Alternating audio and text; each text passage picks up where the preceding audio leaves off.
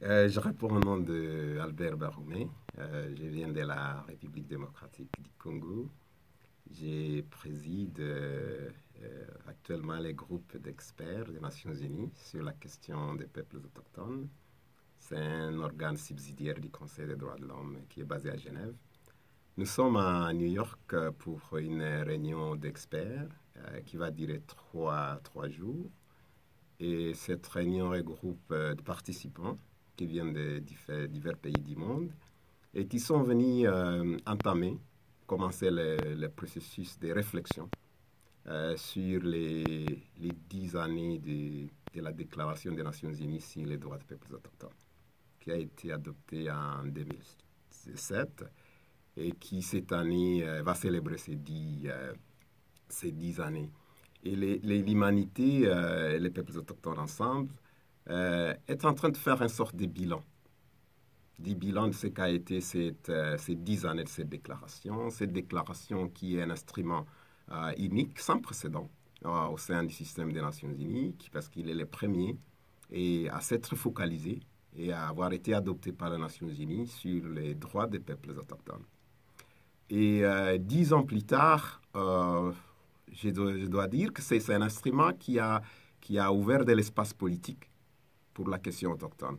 Parce qu'à partir de 2007, les Nations Unies a fait suffisamment beaucoup sur la question autochtone. Il y a encore des défis,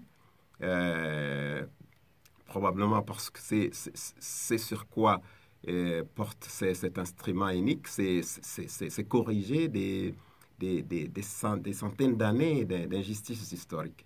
Et je ne pense pas qu'en 10 ans, il est possible de redresser quelque chose qui a eu autant d'années pour se mettre en place. Et donc, je pense qu'il y a encore des défis pour la majorité des peuples autochtones dans différents coins du monde. Et il y en a, par exemple, qui continuent à perdre leurs terres.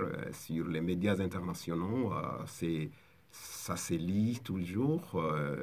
Et dans beaucoup de pays, ces peuples continuent de perdre des terres et de l'accès aux ressources, qui pourtant sont essentielles pour leur survie. Ces communautés continuent également d'avoir un accès limité, un accès disproportionnellement limité à services de base. L'accès à l'éducation, l'accès à l'eau, aux soins de santé. Et dans beaucoup de pays, ces services, ils ont accès à services à un niveau en dessous des moyennes nationales. Parce qu'au fait, ces communautés ne demandent pas des mesures particulières qui le mettent au-dessus de tout le monde. Et ces communautés demandent à leurs États à ce qu'ils jouissent des droits, de tous les droits, au même niveau que le reste de leurs concitoyens.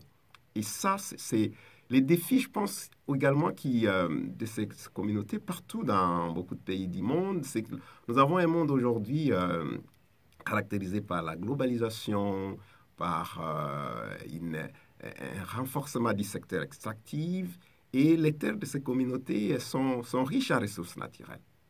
Donc on a ce défi de cette rencontre entre les communautés autochtones et une industrie extractive. Et l'intérêt des États à construire des économies nationales sur ces ressources naturelles. Je pense que ça, c'est un défi majeur que les 10 prochaines années doit absolument tenir en compte. Mais je pense également que les mouvements autochtones dans quelques continents est encore pas assez solide. Le continent africain, par exemple, les mouvements autochtones, je pense que c'est encore un défi de voir une société civile autochtone assez forte pour faire face à ces défis majeurs. Donc voilà, c'est pourquoi on est ici. C'est un peu faire un bilan, mais également jeter un regard vers l'avant et réfléchir sur où devrait aller le mouvement, quels sont les défis majeurs, quels sont les acteurs qui devraient être impliqués, identifier des opportunités, parce que je pense qu'il y en a également, les débats sur les changements climatiques, c'est une opportunité, les discussions sur les objectifs de développement durable, c'est une opportunité, et la réunion d'ici, c'est également cela. également à faire un scanning de ces opportunités et identifier sur lesquelles on devrait s'accrocher ou avec lesquelles on devrait collaborer.